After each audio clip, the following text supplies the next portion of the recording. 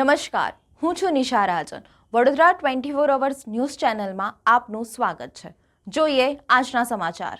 મુજમવડા ખાતે અયોધ્યામાં રામલલાની પ્રતિષ્ઠા નિર્વિઘ્ને પૂર્ણ થાય તે માટે સુંદરકાંડનો ભવ્ય કાર્યક્રમ યોજાયો.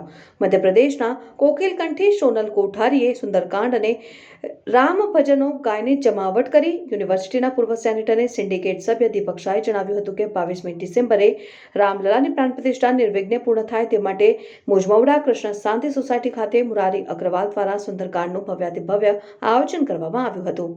કૃષ્ણ શાંતિ સોસાયટીના અગ્રણી જીતેશ અગ્રવાલે જણાવ્યું હતું કે સુંદરકાંડ માટે મધ્યપ્રદેશના કોકિલકંઠી સોનલ કોઠારીને ખાસ આમંત્રણ આપવામાં આવ્યું હતું, જેમણે 5 કલાક સુંદરકાંડ તથા શ્રીરામના ભજનો ગાઈને લોકોને 4 કલાક સુધી જકડી રાખ્યા હતા. કાર્યક્રમમાં આરએસએસના પૂર્વ સંઘચાલક નારાયણભાઈ શાહ તથા એમએસયુ પોલિટેકનિકના પ્રિન્સિપાલ કિશોરીલાલ અગ્રવાલ તથા જૈન અગ્રણી દીપક શાહ સહિત મોટી સંખ્યામાં ભક્તો જોડાયા હતા. ત્યારબાદ આરતી કરીને બધાને પ્રસાદની વ્યવસ્થા જીતેશ મુરારી અગ્રવાલ પરિવાર દ્વારા કરવામાં આવ્યું હતું. આજે મુજમવડા કૃષ્ણ શાંતિ સોસાયટી મુરારીભાઈ અગ્રવાલ પરિવાર દ્વારા અહીંયા સરસ મજાનો સુંદરકાંડનો પાઠ અહીંયા કરવામાં આવ્યો. આ આખો કાર્યક્રમ શું છે, આ કાર્યક્રમનું આયોજન અને હેતુ શું છે, આપણી સાથે નારાયણભાઈ શાહ વડોદરા શહેરના સંઘના પૂર્વ સંઘચાલકજી પણ છે, કિશોરીલાલ અગ્રવાલ છે અને એમના વડીલ બંધુ છે જીતેન્દ્રભાઈ છે. આપણે નારાયણભાઈને પૂછીએ આખો કાર્યક્રમ શું છે.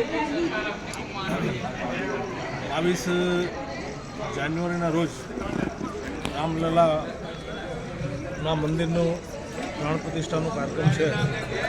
એ પહેલાં આખા દેશભરની અંદર રામમય બની જાય અને દિવાળી જેવું વાતાવરણ થાય તે હેતુને ધ્યાનમાં રાખી કૃષ્ણ શાંતિ સોસાયટી મુજમવડા આગળ એક સરસ સુંદરકાંડનું આયોજન મુરારીલાલ અગ્રવાલ પરિવાર તરફથી કરવામાં આવેલ છે.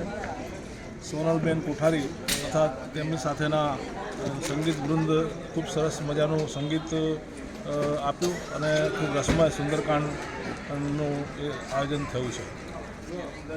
બધાને વિનંતી કે 22 તારીખે બધા આજુબાજુના મંદિરોમાં પોતાના ઘરોમાં દિવાળી જેવો ઉત્સવ મનાવે, રંગોળી કરે, દીપ પ્રગટ કરે એવી બધાને વિનંતી છે.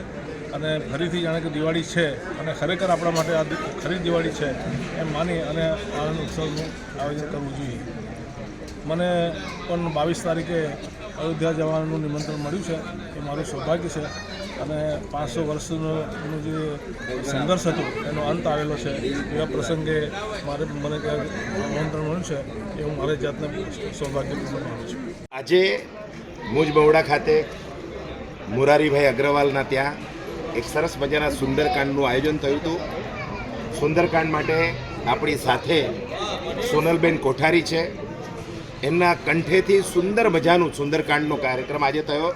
આપણે સોનલબેનને પૂછીએ, આજ સુધી તમે કેટલા સુંદરકાંડ કર્યા છે, કેવા કેવા ભજનિક વગેરે સ્થળોનું સંભળાવો છો, અને 22મી તારીખે જે ભગવાન રામચંદ્રજીની પ્રતિમાના પ્રાણ પ્રતિષ્ઠા થવાની છે તો એના માટે આપની શું સંવેદના છે, અમારા દર્શક મિત્રોને જણાવો.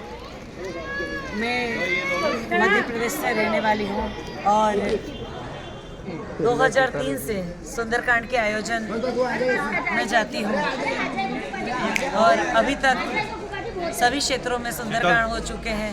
सूरत, आणंद, अहमदाबाद, इंदौर, उज्जैन, रतलाम और मध्य प्रदेश के कई शहरों में सुंदरकांड की प्रस्तुति, बड़ौदा के हर कोने कोने में सुंदरकांड की प्रस्तुति अभी तक बालाजी महाराज की कृपा से दे चुकी हूँ. 2007 से मेहंदीपुर बालाजी महाराज से जुड़ने के बाद ये बाबा की कृपा हुई और आज तक सुंदरकांड की प्रस्तुतियाँ सभी जगह देती आई हूँ.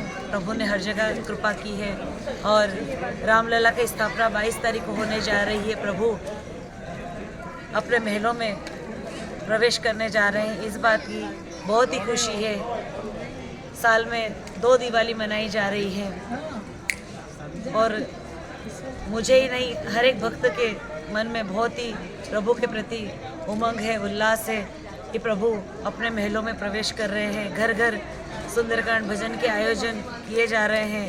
दिनांक 20 तारीख से लेकर 25 तारीख तक लगातार दिन में 2-2 सुंदरकांड प्रभु की कृपा से बुकिंग है और दिनांक 22 तारीख का सुंदरकांड अम्बालाल गरबा ग्राउंड के सामने अम्बा माता मंदिर में प्रांगण में किया जाएगा। वहाँ पर 2100 दीपक प्रभु के आगमन पर जलाए जाएंगे और प्रभु की महाआरती का आयोजन भी किया जाएगा।